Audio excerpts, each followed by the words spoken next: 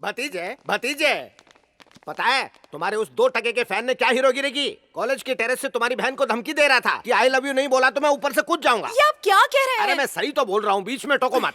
अभी तो सिर्फ उसने अंजलि को आई लव यू बोला है, कुछ करो वरना अनर्थ हो जाएगा। और अगर कुछ नहीं किया तो अंजलि को लेकर यहाँ से उड़नछू हो जाएगा।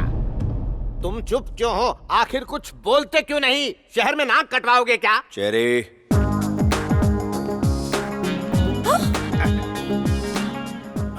ये यहाँ भी आ गया। वही तो रोना है। चेरी ने असली बात बता।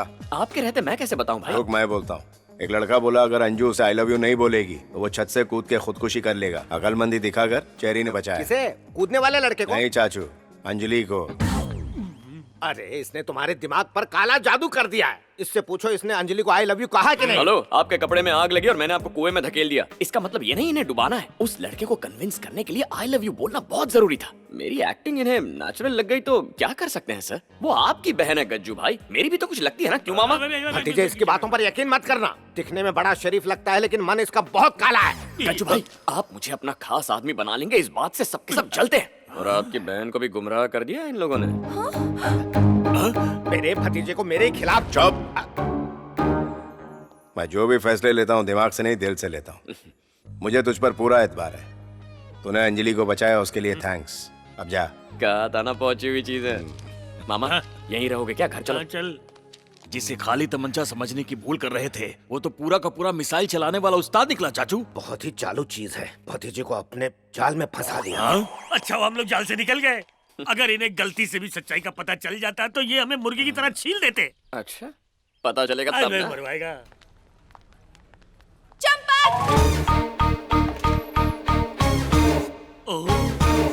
चलो चलो, खैरात की बिरयानी नहीं बटेंगे, काम पे लगेंगे। कमान कमान कमान। आपने मुझे प्यार से बुलाया।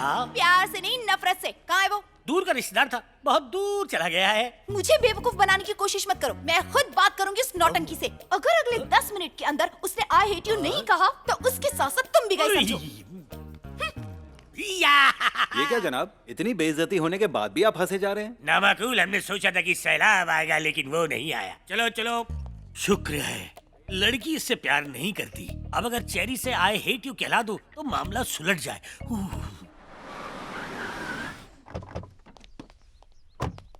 बंदे की तो हवाइयां उड़ गई। एक्सक्यूज मी, कोल्ड ड्रिंक पीते वक्त गर्म दिमाग से नहीं सोचना चाहिए। हेलो, कौन हो तुम? क्या बकवास है? एंगल तुम्हारी तरफ है लेकिन ट्रायंगल वहाँ बना रहा हूँ। अगर एंगल वहाँ का है तो ट्रायंगल स्टोरी क्यों घुमा रहे हो? उसकी तरफ देखने से डर लगता है, कहीं फिर से प्यार ना हो जाए। क्या कर रहा है? आई हेट यू बोलना तो आई लव यू कह रहा है इसे। हाँ कहता हूँ। अच्छा बताओ, ऑटो में बैठकर फेरारी के सपने देखना गलत है? नहीं, बिल्कुल नहीं। उसी तरह मुझ जैसा एक सिंपल लड़का ऐसी अमेजिंग लड़की के प्यार में पड़ जाए तो गलत होगा क्या? नहीं तो?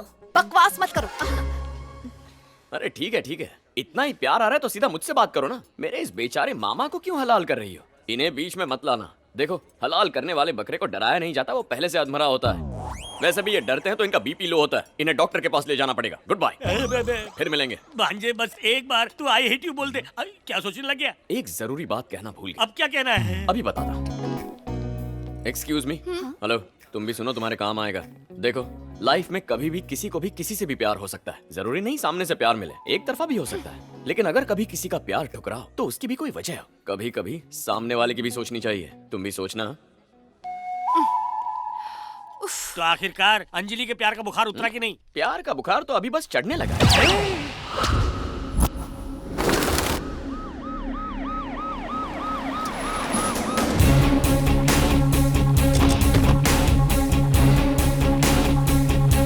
स्निफर डॉग्स की मदद से ये पता चला है कि जिस रात भीमा सेठ का खून हुआ उससे एक दिन पहले संजू नाम के आदमी को यहाँ से उठा के ले गए थे। ये रहा उसका घर।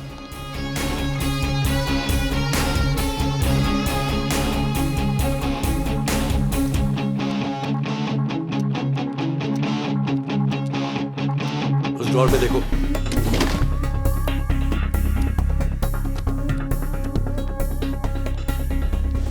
जनाब, तो क्या सारे कत्ल संजू ने किए हैं?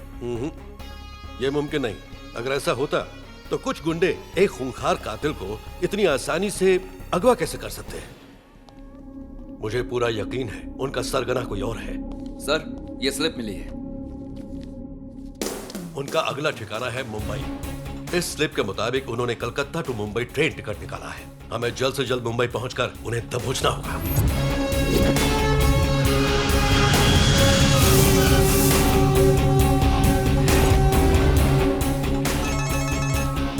मैं बस अभी मुंबई पहुंचा हूं। या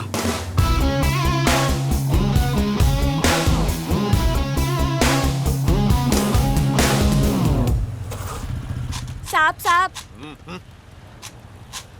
सुनिए जनाब, इन लोगों को पैसे मत दीजिए। आपसे पैसे लेने के बाद ये लोग नशा करते हैं और आपके पैसों से रात भर अय्याशी करते हैं और साथ ही साथ जुआ भी खेलते हैं। पढ़ना लिखना तो कुछ है नहीं, पर आ जाते हैं सिग्नल पर भीख मांगने के लिए। जितनी आपकी कमाई नहीं उससे ज्यादा तो इनका खर्चा है, इसलिए भीख मत दो।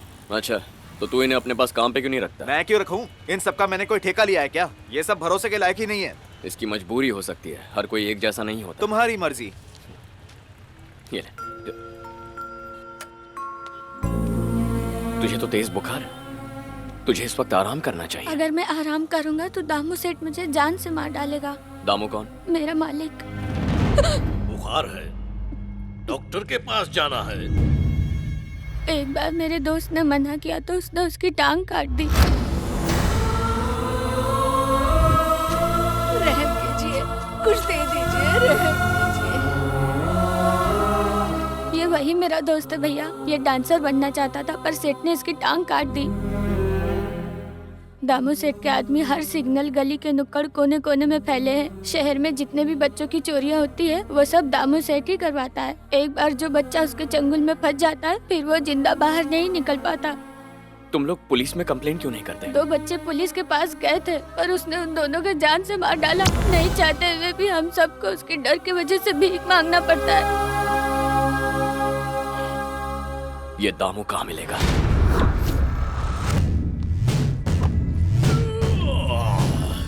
क्यों बे हराम खोरो, भीख मांगना छोड़ के अय्याशी हो रही है। दिन भर खाना ठूस के खाते हो और भीख एक बार मांगने जाते हो। पता नहीं लोग कॉइन्स क्यों देते हैं, नोट क्यों नहीं देते, गिनने में हमेशा तकलीफ होती है। सवेरे सवेरे चिल्लर का ढेर देखकर दिल बाग बाग हो गया। शर्म करो बॉस, चवन्नियों के नीचे दब के एक दिन मर जाओगे। छोटे, हम एक दिन में जितना कमाते हैं उतना कोई साहूकार भी नहीं कमाता होगा। अरे बेवकूफ, ये जो चिल्लर के ढेर है ना, इनके आगे नोट भी पानी कम है। तेरी खोपड़ी में ये बात फिट नहीं होगी। जरा एक बात बता, हमारे सारे भीख मंगे इन चिल्लरों से दिन भर में कितनी कमाई करते हैं? अरे मेरे मुन्ना, ये रकम बहुत बड़ी है, बोरियों में नहीं समाती कैलकुलेटर में कैसे फिट होगी? तुमने वो कहावत तो सुनी होगी ना कि बूंद बूंद से सागर भरता है। ये चिल्लर वही बूंदे हैं और तू सागर में खड़ा है। आ गया मेरा लाडला, मेरा शहजादा। आए लागू बापू, लग रहा है ना अपन एकदम झक्कास। एक नंबर। ये चिल्लरों से जो फिल्म बनेगी उसका तू हीरो होगा। सिर्फ भिखारी ही अगर थिएटर में घुस गए तो पिक्चर सुपर हिट। हीरो नहीं, अपन को तो विलन बनना है। विलन बन के अपन चक्कू घोपेगा। उससे क्या होगा? अंदर से अतड़िया बाहर आएंगी ना। कौन है तू? क्यों रहा? अरे ये कौन है? ए भाई, अबे रुक जा। अरे जान ले लेगा क्या? क्या कर रहा है? वो मर जाएगा। वही तो मैं चाहता हूँ। मेरे घर में घुसकर मेरे ही बेटे को मारता है। कौन है तू? मैं वो हूँ जिसे न्योते की जरूरत नहीं। शेर, तू अपने बेटे को मार खाते नहीं देख सकता, तो कोई माँ बाप अपने बच्चों को भीख मांगते कैसे देख सकते हैं? छोड़ दे मेरे बेटे को, वरना तेरी खाल खींच लूंगा। तूने क्या इन सब का ठेका ले रखा है जो इनके लिए दामू सेठ से पंगा ले रहा है? छोटे, जरा इसे बता क्या चीज हूँ मैं? पूरे भिखारियों का राजा है ये।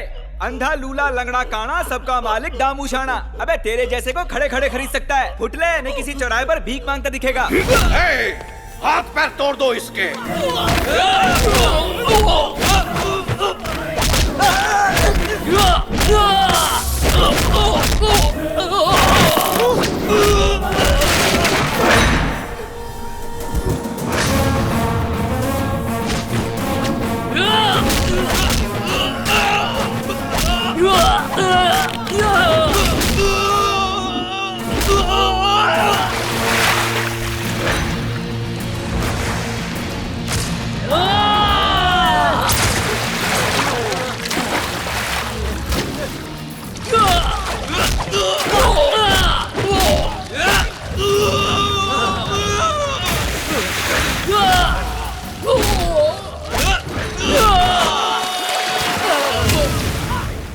जान से मार डालो इसको।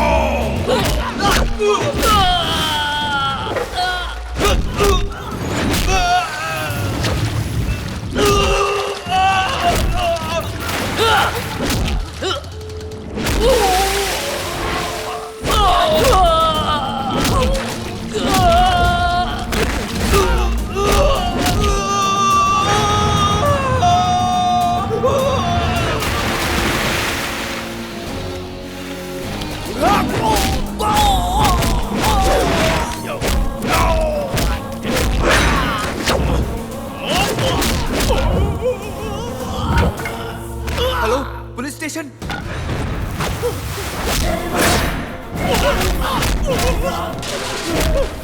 इंसानों से जानवरों जैसा सलूक करता है।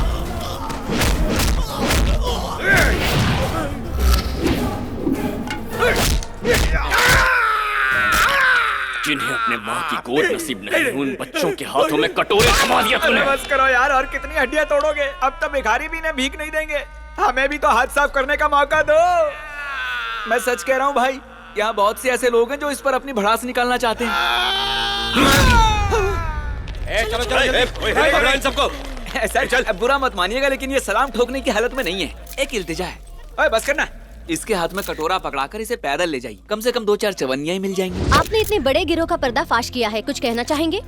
ये काम मीडिया का था, मुझे करना पड़ा। मीडिया का? हाँ, मीडिया का। आपको बस मिनिस्टरों की गाड़ियों के पीछे भागना आता है, पर देश में लाखों बच्चे भीख मांगते हैं, उनका शोषण किया जाता है, वो आपको नजर नहीं आता। टीआरपी रेटिंग बढ़ाने के लिए आप SMS कॉन्टेस्ट चलाते हो। किसी हीरोइन को लड़का होगा या लड़की, कोई फिल्म हिट होगी या फ्लॉप, उसका बिजनेस कितना होगा ये देखते हो। पर मासूम बच्चों की क्या हालत है उसे नजरअंदाज कर देते हो। मीडिया को पब्लिक के लिए काम करना चाहिए, पब्लिसिटी के लिए नहीं।